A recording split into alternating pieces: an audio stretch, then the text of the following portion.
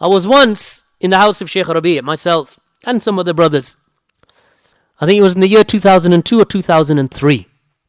We were sitting in the house of Sheikh Rabi', and some individual came from Kerala in India. I think that's the place. You recognize the place name? Kerala. And who's an Indian here? Kerala in India. No one. Alhamdulillah. No one? From Kerala in India. He said, we have come from a Jama'ah such and such from India to Sheikh Rabi'. He had some paperwork. He said, Ya Sheikh, we organize the biggest conference you can imagine. Probably the biggest in the dunya in terms of numbers. So he had a friend with him translating for him. He said, yes, Ya Sheikh.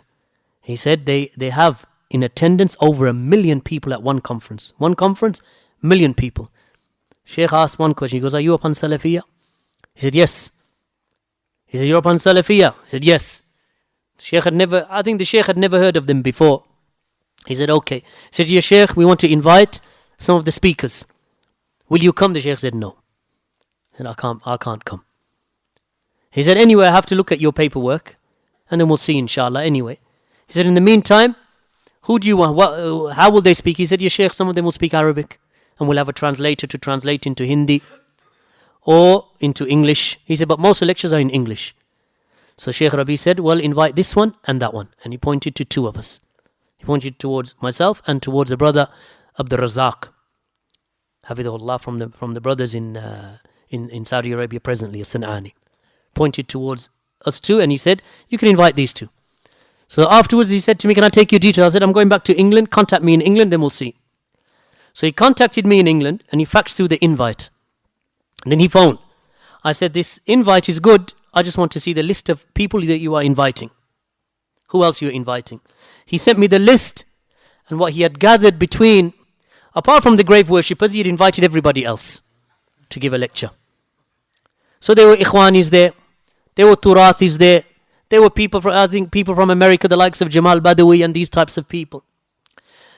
So he rang, I said, are you the head of the body? He said, no, I'm not the head, I'm just the head of the organization, the part of the committee that sends out the invitations, and I decide who comes or doesn't come. I said, then from this list that you sent me, can I give you some nasiha? He said, yes.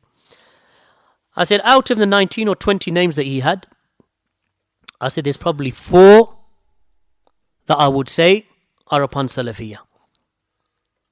There's 3 that I don't know of, I've never heard of, and all of the rest are Ikhwani. So there were 3 or 4 upon Salafiyah, 3 or 4 I never heard of. The rest of the 15 odd, all of them Ikhwanis, well known. So I said, take all of those names off and I'll give you names that are better than those names.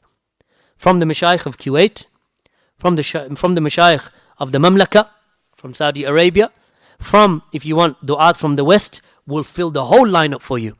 And you can have your 1 million people come and listen to Salafiyah. So he said, okay, let me think about it and I'll get back to you.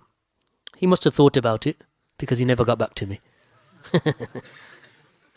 So yeah, Ikhwan is not about numbers. Anyway, later on, I think 3 years later, Sheikh Ubaid al-Jabri warned against them. After advising them, he warned against them. And he said, I warn you against this Jama'ah from Kerala. I warn you against them, that you do not cooperate with them up until they stick to the manhaj of the Salaf in every affair, not just try to gather the people just for the sake of gathering.